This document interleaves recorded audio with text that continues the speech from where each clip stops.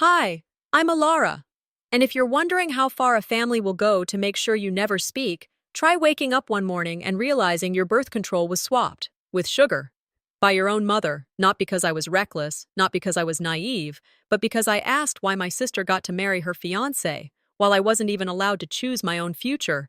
They called it protection. They called it love. They called me unstable. But what do you call it when your body becomes the bargaining chip in your family's image? And if that's the part they let me see, what were they hiding behind the curtain? The first thing that hit me wasn't the music. It was the lighting. Soft gold, spilling through glass chandeliers like something out of a bridal magazine. Every table had a rose centerpiece, the kind you only order when you're trying to impress people who already know too much. A live jazz trio hummed near the bar.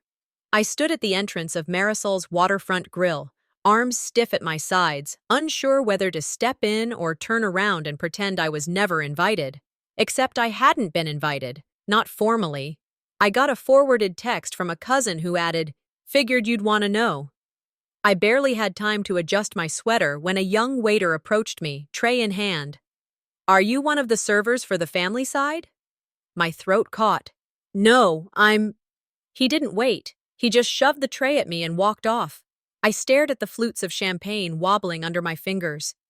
"They didn't forget me," I muttered. They removed me.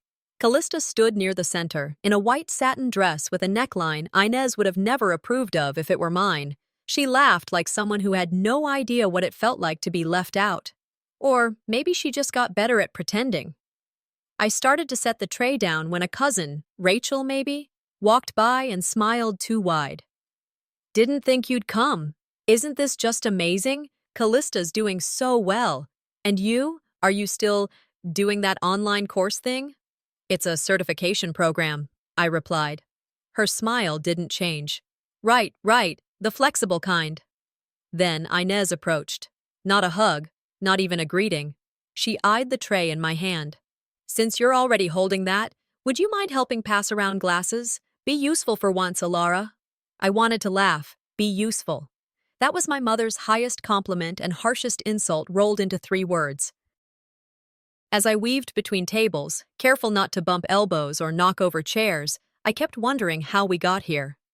Then I remembered. Callista's engagement announcement wasn't delivered through a phone call or family dinner. I found out like everyone else, through a carefully curated Facebook post, complete with the ring shot and a quote from Corinthians. I paused beside her table. She looked up and gave me a wink. "Thanks, sis. You're making this feel so real." They don't want me to celebrate, I thought. They want me to serve. When I'd finished making a 3rd loop around the tables, I slipped away through the staff hallway and into the bathroom.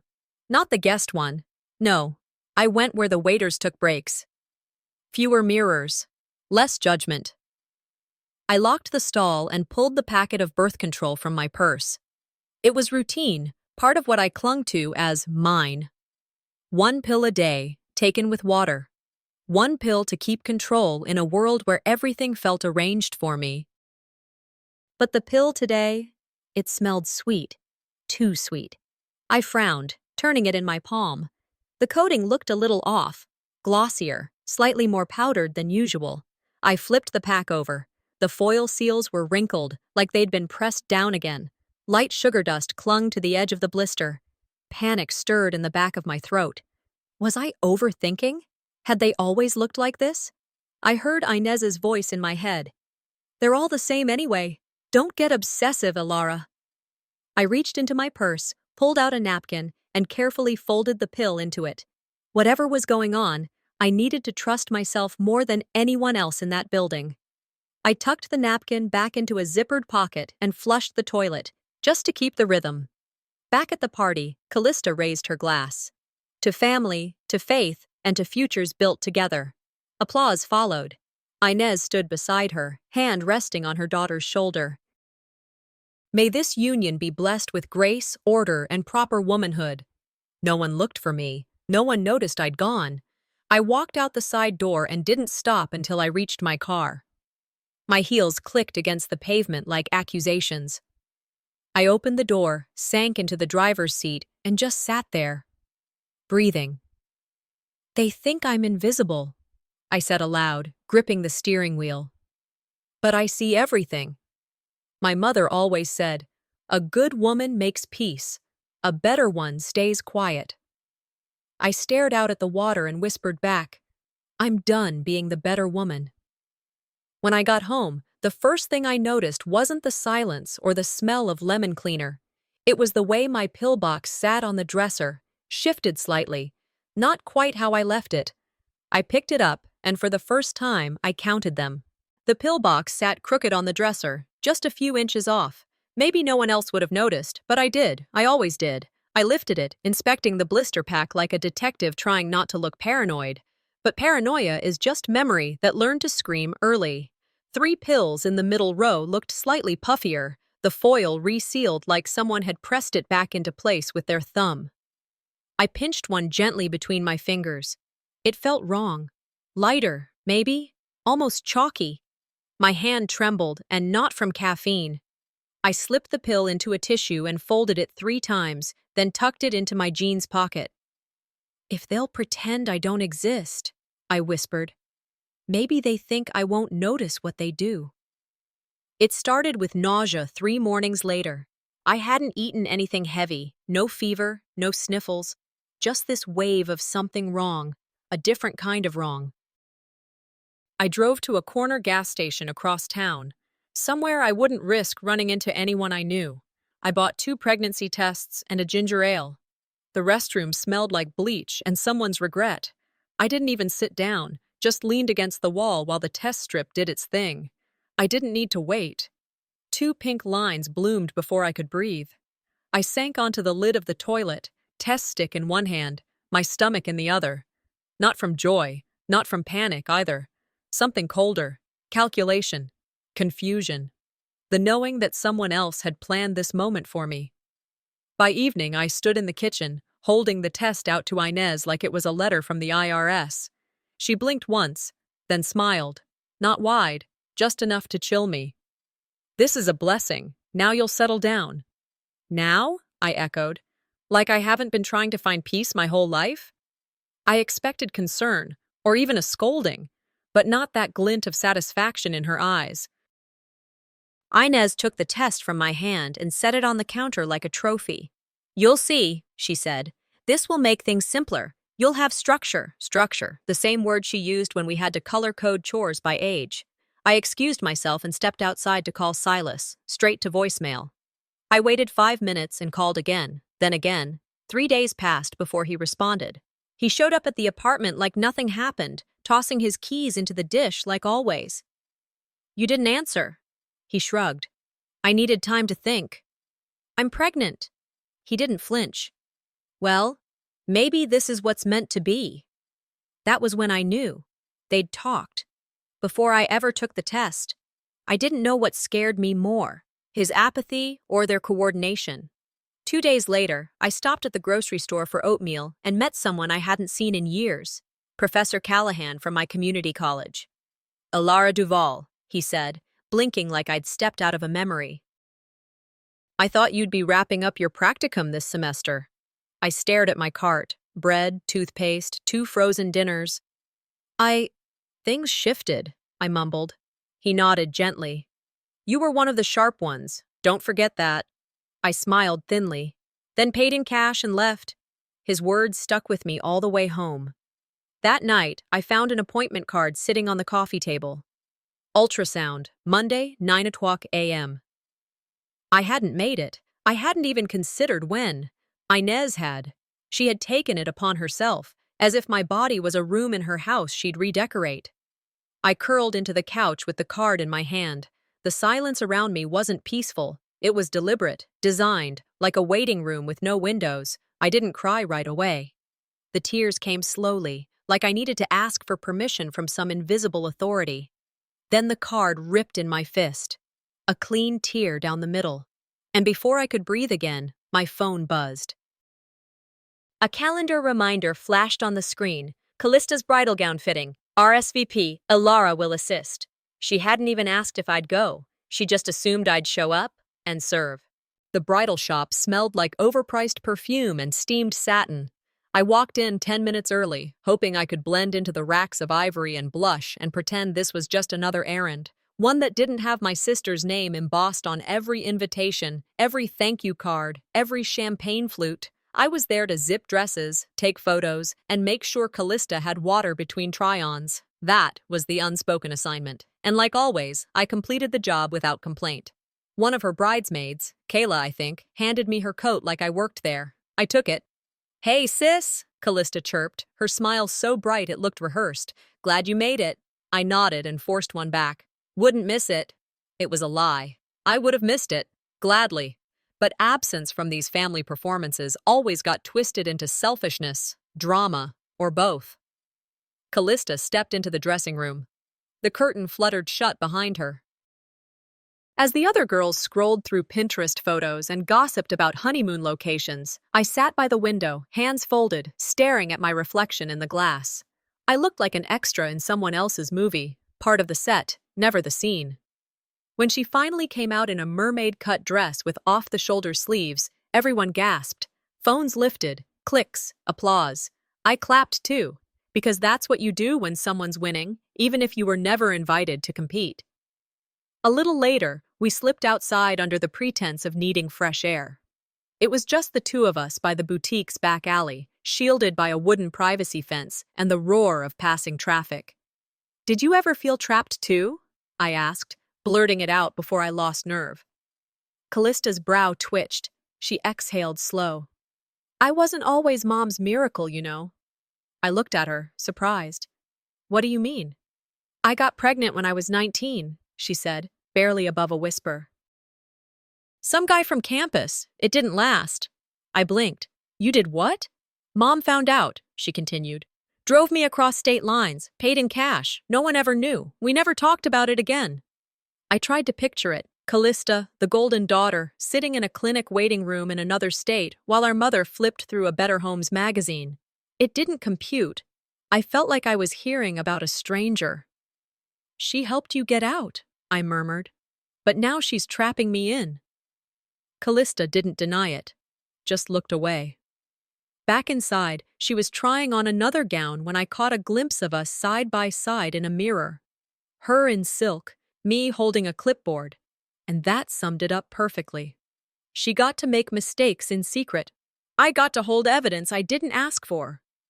Later, while she adjusted her veil, I leaned closer. "Why does Mom treat us like enemies?" Callista stilled.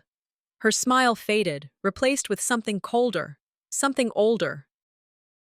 "Because you don't know how to stay quiet," she said. "You want a voice, and that threatens her image." I froze. "And mine too," she added. "I'm getting married, Elara. I won't let you outshine me." I stood there, dumbstruck. Not because it was shocking, but because it confirmed what I'd always suspected. My sister wasn't collateral. She was complicit. I locked myself in the bathroom stall, gripping a fabric swatch they'd handed me earlier. The color was called Barely Blush. How fitting. All this time, I thought I was battling Mom's approval. But it wasn't just her. It was the whole structure, the house of cards they called family. They built it knowing I could never live inside it. My phone buzzed in my pocket. I pulled it out. Calendar notification. Ultrasound, tomorrow 9 a.m., scheduled by Inez Rathbone. She didn't ask if I wanted to keep the baby. She just booked the appointment. I woke up before the alarm. My eyes were already open when the soft buzz broke the silence. The sunlight barely touched the curtains, but the day felt too heavy to ignore. I lay there for a moment, listening. No movement outside my door, just the distant hum of the old fridge and birds too eager for dawn. On the dresser, the prenatal appointment card sat like a trap. I never scheduled anything, never clicked confirm. But there it was. Monday, 9:00 a.m., circled in blue ink that wasn't mine. I dressed slowly, pulling on a cardigan even though it wasn't cold. As I walked into the kitchen, Inez stood at the sink blending something green. She didn't turn around. "I made you a smoothie," she said, pouring it into a glass. "You'll want something in your stomach before we go. Wear something comfortable." The sentence dropped like a coin in a silent church. I didn't respond right away. I just nodded, took the glass, and sat down across from her. Actually, I said, forcing my voice to sound casual, I rescheduled it for next week. Thought I'd go after my work shift. It fits better. She turned her head slightly, not fully facing me. There was a half-second pause before she said, "You should have told me." The words were soft, but something in her tone confirmed it. She'd booked the appointment without asking, and now she was annoyed I'd interrupted the plan. I took a sip of the smoothie, trying to hide the tremor in my hands. Later that morning, while checking the forecast on Inez's tablet, it was habit, I still didn't trust her weather app, I saw it. A message flashed briefly at the top corner of the screen. It was from Silas. "She's getting nervous. What if she tries to leave?" And her reply, time-stamped from the night before, "As long as she stays in the house, she won't." I blinked. I'd only caught a glimpse, but it was enough. My fingers moved on instinct, tapping into the message thread. They were all there, short, clipped exchanges, strategic, cold. I emailed a screenshot to myself, saved it under a name that wouldn't draw attention. I stared at the screen, letting the truth crawl through my skin. I wasn't a daughter. I was a project, a location-based investment. That afternoon, I waited until Inez left to pick up dry cleaning. I used her absence like a crowbar. I picked up my phone and called the clinic, speaking clearly but with a different tone. "Hi, yes, I'm confirming the new appointment time for Elara Duval." The receptionist paused. "Oh, actually, our system says you canceled the last one from this number." I froze. "I did?" "Yes, about 5 days ago. Same phone. If you need to rebook, I can help you now." My mind darted. 5 days ago was the bridal fitting. Inez had held my phone that day, claiming hers died. She even asked for my passcode, said she needed to forward a location pin to someone. I hadn't thought twice. "Actually, I'll call back," I said, ending the call before my voice cracked. I set the phone down and walked into the bathroom. I stood in front of the mirror, not seeing myself, but everything she'd painted over me. This wasn't just manipulation, it was orchestration, layered and timed and tailored to fit around me until I didn't recognize what belonged to me. "This isn't paranoia," I whispered. "This is plotted, personalized." I grabbed the folder Inez had given me, the one filled with prenatal nutrition guides, nursery catalogs, and brochures for birthing centers she picked without asking. I tossed it in the trash, pressed it down with both hands, and watched the edges crumple. That evening, I sat in the living room, lights dimmed, trying to read a magazine I didn't care about. My phone buzzed. It was Silas. "Don't freak out. Your mom and I talked. We think moving in together is best, maybe even before the baby comes." I didn't even know he'd planned to stay, let alone move in. I got back from a walk that morning, hoping for silence, and maybe an hour alone before Inez returned from her volunteer shift. But as I opened the front door, I heard movement upstairs, drawers opening, the low drag of something heavy across hardwood. I stepped into the hallway and saw it immediately. Silas, standing in my bedroom doorway with a suitcase in one hand and a garment bag slung over his shoulder. My suitcase. My closet. He looked up with a sheepish grin. "Hey, I figured it was time I settled in." Behind him, Inez leaned against the doorframe, arms crossed like she'd been waiting for me to walk in. "You'll be living together anyway. Best get used to it." I didn't reply, not with words.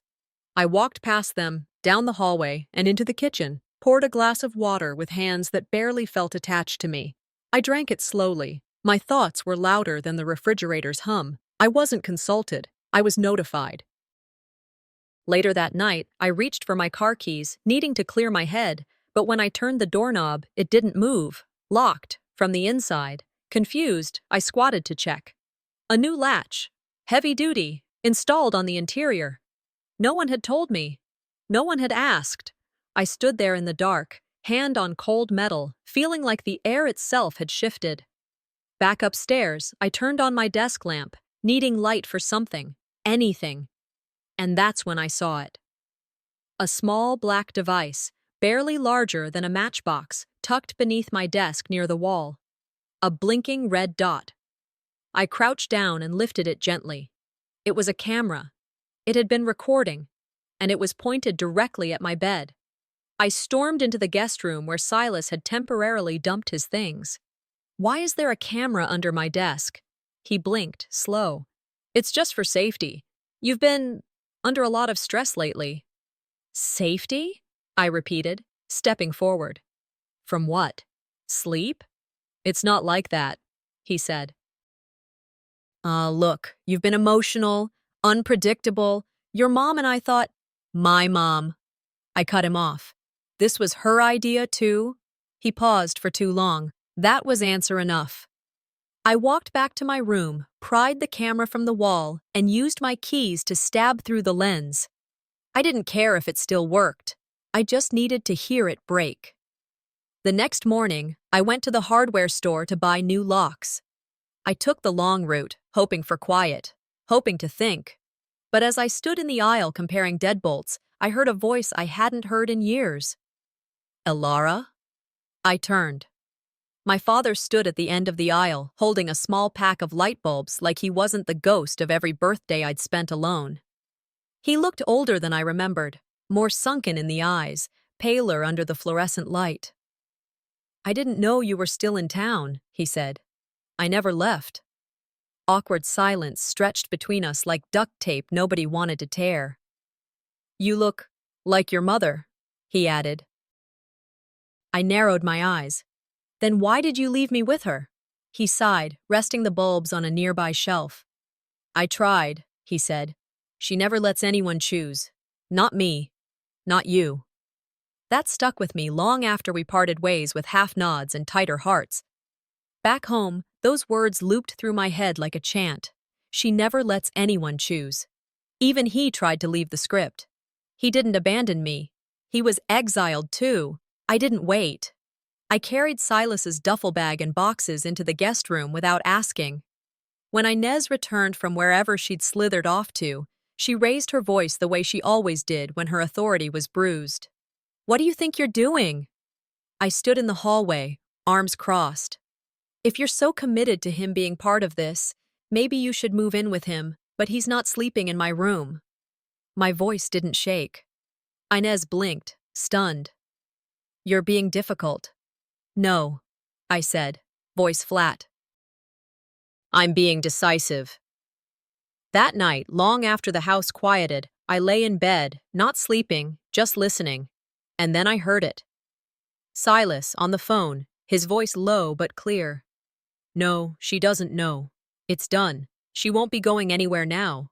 He paused, then added, Yeah, Inez made sure of that. And in that moment, I knew I wasn't being protected. I was being delivered. The church brunch was already buzzing when I arrived. Tables set with plastic floral centerpieces, slices of pound cake wrapped in cling film, and tiny placards marking the reserved seats. None of them had my name. Again. I stood near the entrance for a few seconds, waiting to see if someone would greet me. They didn't. A volunteer with a frazzled bun and clipboard glanced up and handed me a name tag from a cardboard box. It read, Guest Helper in Sharpie, not Elara, not Sister of the Bride, just Helper. I pinned it on and walked toward the back, where I found an empty seat next to a 6-year-old chewing a donut hole. The tablecloth was sticky. From across the room, I saw Cassidy standing with a group of women from Mom's church circle. They were all smiling, one of those smiles where no one's eyes match their mouths. Your sister's been such a blessing to the community, one of them gushed into the microphone later. Her charity drive raised more in 1 week than our whole congregation last year. And of course, we're all thrilled for the upcoming wedding, a true reflection of family values. Silas stood up next, gave a short speech about new beginnings and the foundation of trust. I could barely look at him. All I saw was that lock on the front door and the red blinking light from the camera I'd smashed. No one mentioned me, not once. And I knew then, this wasn't accidental. They didn't overlook me, they erased me. That night, I opened my laptop to review the audio I'd secretly recorded a week before. Just a private conversation between Inez and Silas I caught on my old mic. I'd hidden the file, encrypted it, uploaded a backup to the cloud. Gone. Every trace. The folder was empty. I checked my activity log. Someone had accessed the folder at 2:17 a.m. while I was asleep. The IP address matched my home network. She'd found it, deleted it, covered her tracks. I shut the laptop, chest tight. I wasn't just being watched, I was being silenced. The next afternoon, I found Cassidy alone near the hallway outside the fellowship room, reapplying lip gloss in front of a dusty wall mirror. "You erased me," I said quietly, standing behind her. She didn't flinch. "What are you talking about?" My name wasn't on the list. They gave me a tag that said helper.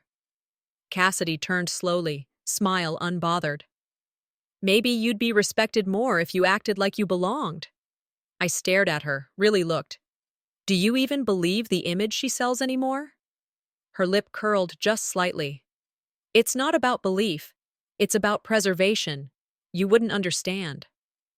Before I could respond, someone called her name from the hall. She left without looking back. When I got home that night, I started cleaning out a closet. I needed space, not metaphorically, physically. I found a cardboard box marked donation, tucked behind a pile of old wreaths and holiday bins. Inside, nestled between a tattered hymnal and a box of dusty candles, was one of Inez's old journals. I knew it was hers by the cursive alone, slanted, perfect, judgmental. Most of it was church notes, reminders, passive-aggressive grocery lists. But near the back, one page stood out, one line underlined twice. "Cassidy is the legacy. Elara is the burden." There it was, in her handwriting, not spoken in anger, written in clarity, preserved. I stared at the words, my pulse slow but steady. I wasn't forgotten. I was denied. I printed that page. Just one copy. I folded it neatly and slid it into the back of a drawer. And for the first time, I didn't cry.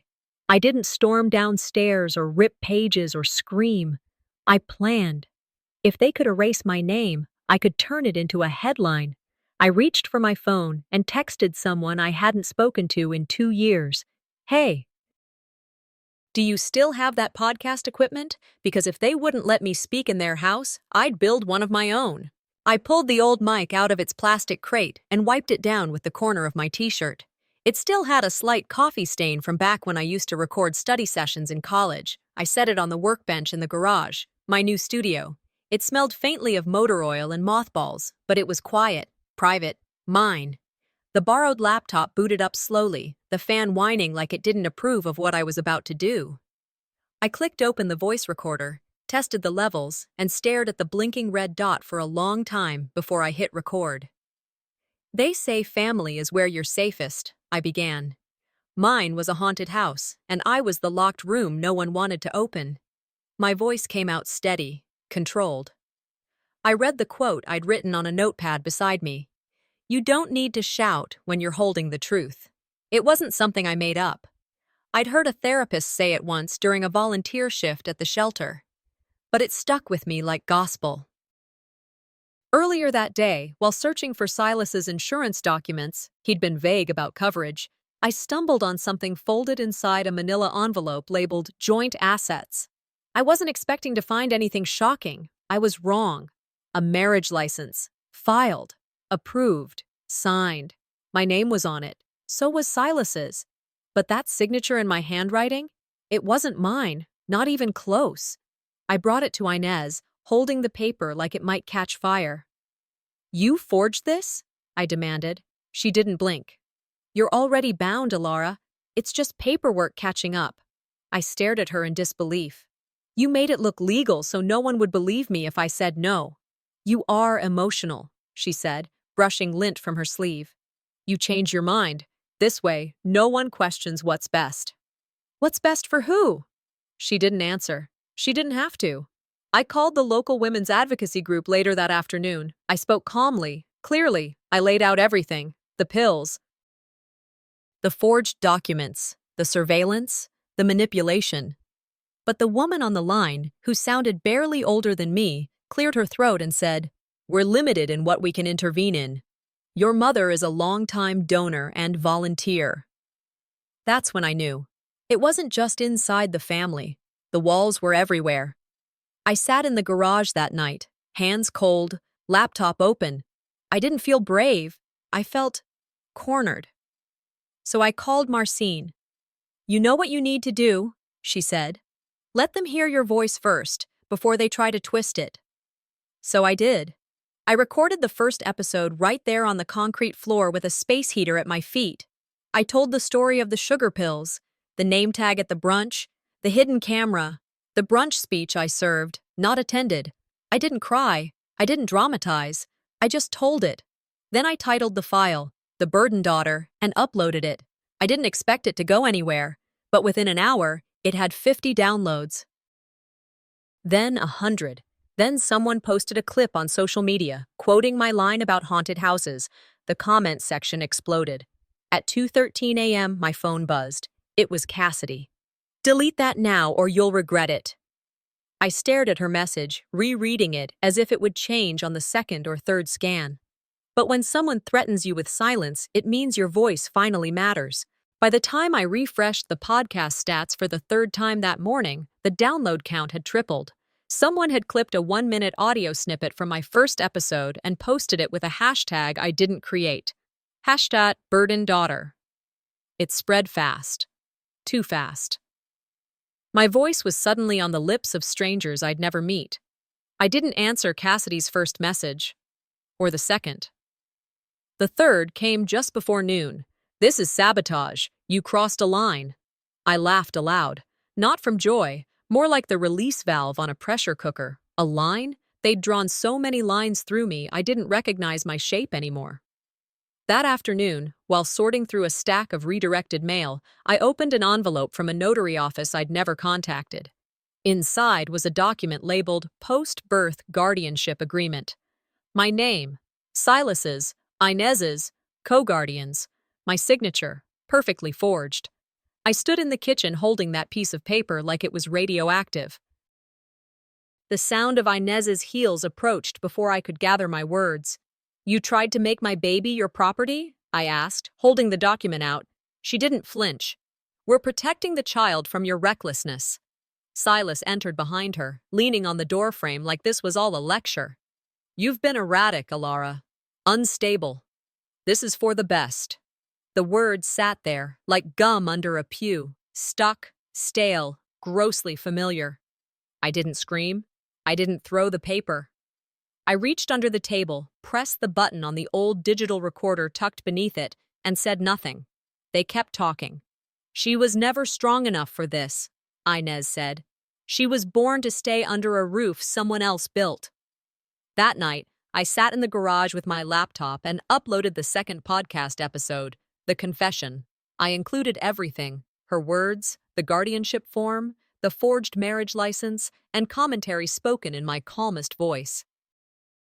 By sunrise, it had over 10,000 downloads. Someone uploaded it to YouTube with captions.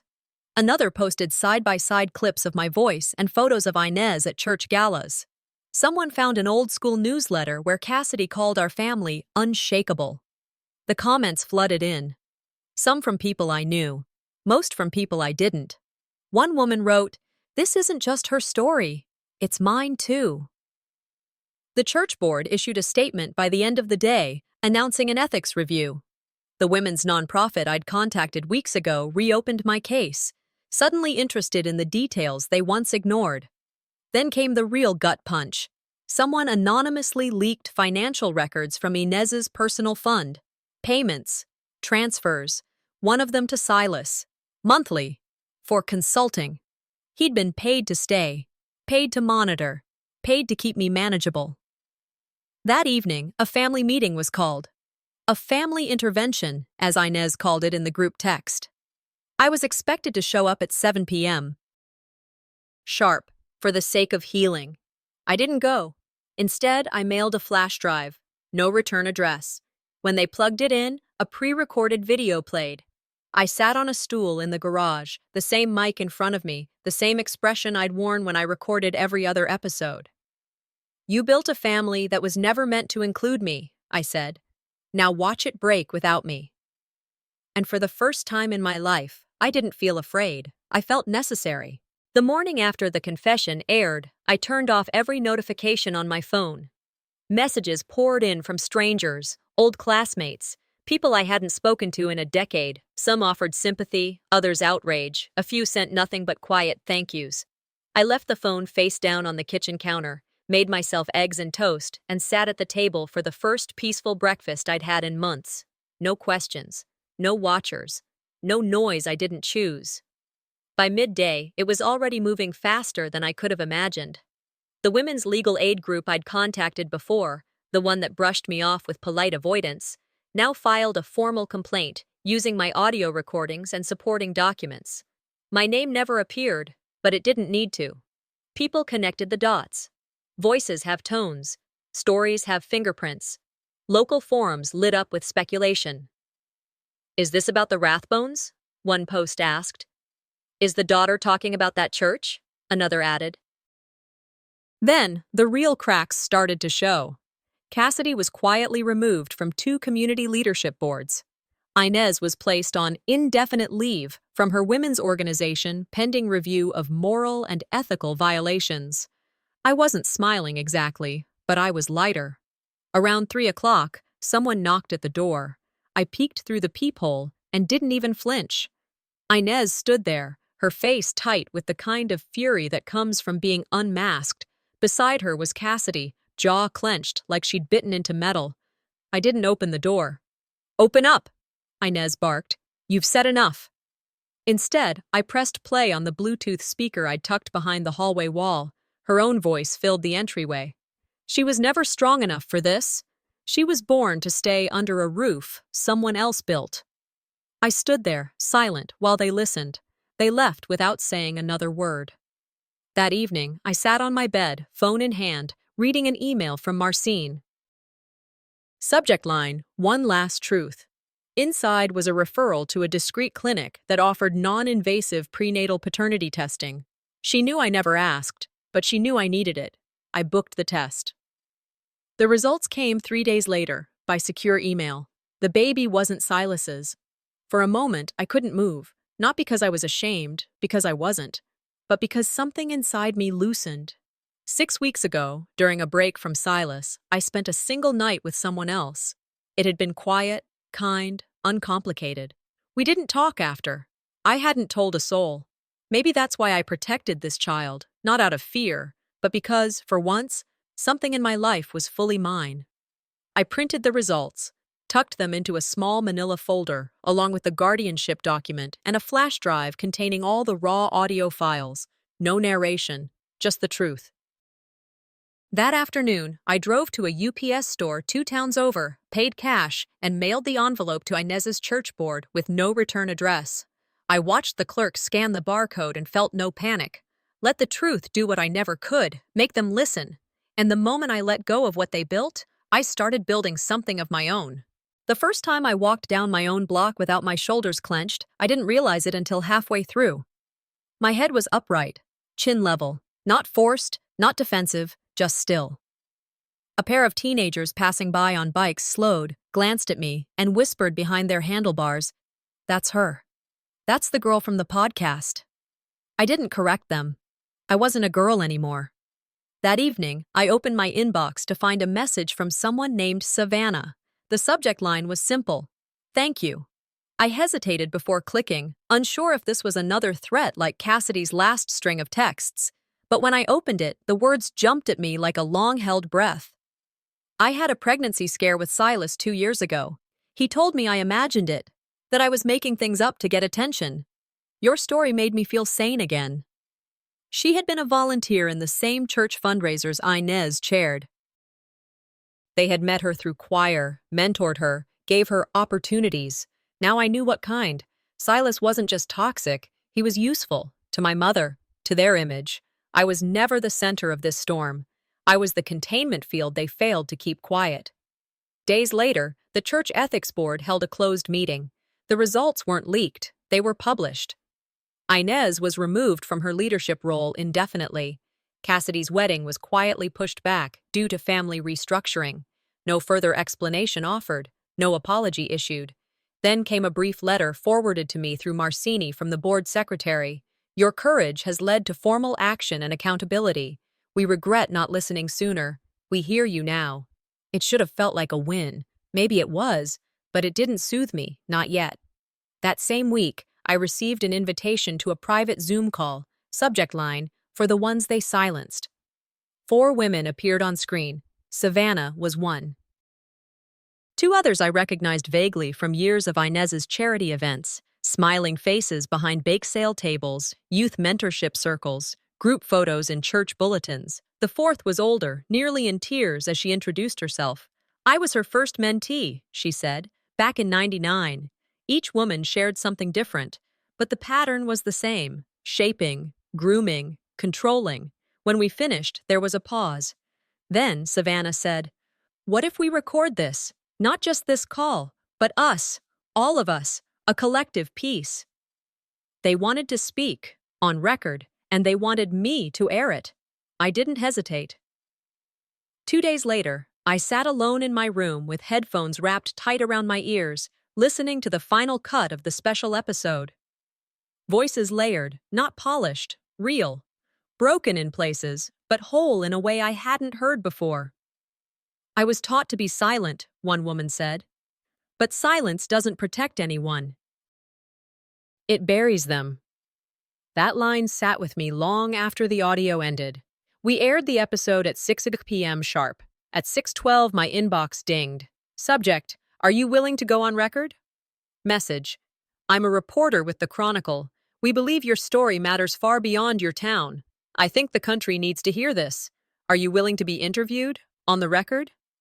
I stared at the screen for a long time. Then I clicked reply. I sat in front of the mirror, the kind you only notice when it's not covered in fingerprints. The rental was small, but it had decent light. I leaned in close, applying foundation with a practiced calm. No contouring, no shimmer, just a steady hand. I wasn't trying to be someone else today. I was trying to look like the woman I'd finally become. The news crew was scheduled to arrive at noon. Local. 1 camera, 1 reporter, 1 mic.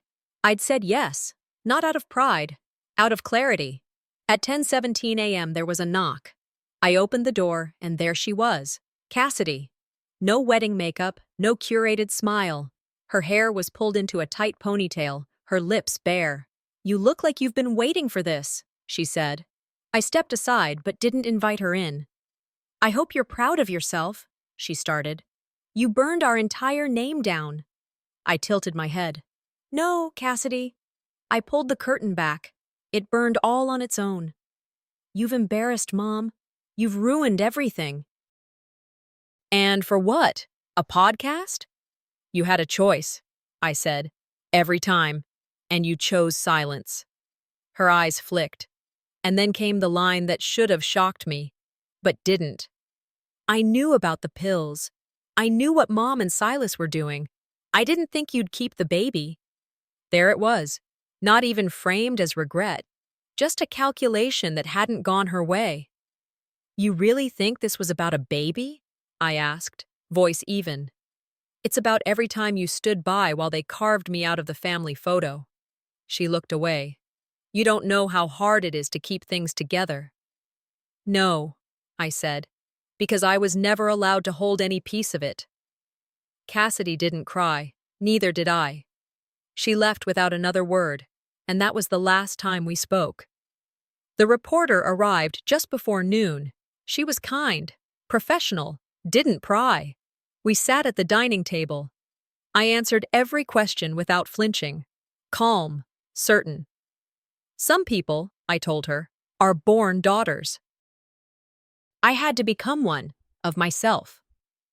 The segment aired 2 days later, short but sharp. The messages came in waves: women from Ohio, a grandmother from El Paso, a man from Alabama who said he raised 3 girls alone and never wanted them to feel what I had. Meanwhile, Inez disappeared from every community newsletter. Silas left town. Cassidy's wedding was canceled indefinitely. No statement, no explanation, just absence. And yet the world didn't collapse. It got clearer. That Saturday evening, I nailed a small sign to the fence post outside my rental house. Support group for survivors, weekly, no cost, no judgment. I bought 8 folding chairs and set them up in the living room, brewed coffee, laid out paper cups and tissue boxes. At 6 o'clock p.m., I sat in the center chair and waited. At 6:12, a knock. I opened the door. Marcine stood there with her usual calm. Behind her were four women I didn't know, but instantly recognized. Not their names. Their posture. Their silence. The way you carry years of not being heard. "Come in," I said, stepping back. And for the first time in my life, I wasn't alone. I was understood. The chairs were mismatched, some folding metal, one wooden with a loose leg, and two plastic ones borrowed from the shelter, but they held. So did the kettle of peppermint tea I set on a folding table with a note beside it. "Help yourself. No need to explain." The community center echoed with the kind of quiet that felt intentional, like it had been waiting for voices that weren't allowed elsewhere. I laid out notepads and pens, tissue boxes in the corners, and took a deep breath. It wasn't polished, it wasn't perfect, but it was real, and it was mine.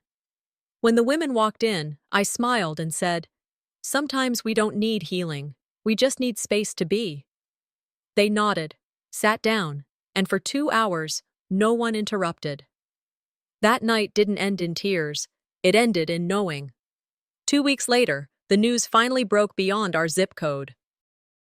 Inez Rathbone, former church leader and founder of several women's programs, was under official investigation for financial misconduct, falsifying legal records, and misuse of donor funds. Her face disappeared from all newsletters. Her email went dark. Silas never returned to town. An arrest warrant was quietly filed for fraud and coercion. No one saw him after that, not even Cassidy. And speaking of Cassidy, her wedding was canceled. The announcement vanished from social media. All that remained was a single post, account locked. I didn't protect my sister. I helped erase her. I see that now. I didn't share it. I didn't comment. I didn't need to. One Monday morning, I got an alert from a real estate listing site I'd signed up for years ago. There it was, my childhood home. Foreclosure sale, under market price, no offer yet. I clicked schedule viewing. Marcine helped pull the strings through a women-led housing cooperative. Within a month, the paperwork was finalized. Keys in hand, I walked through the empty house barefoot. Every corner echoed differently now. It didn't whisper guilt anymore. It breathed. In the entryway, I nailed a placard to the wall. It read, "This home now belongs to Truth." Later that month, I stood on a stage at the local women's conference, looking out at folding chairs much like the ones I'd used. This time, every seat was filled.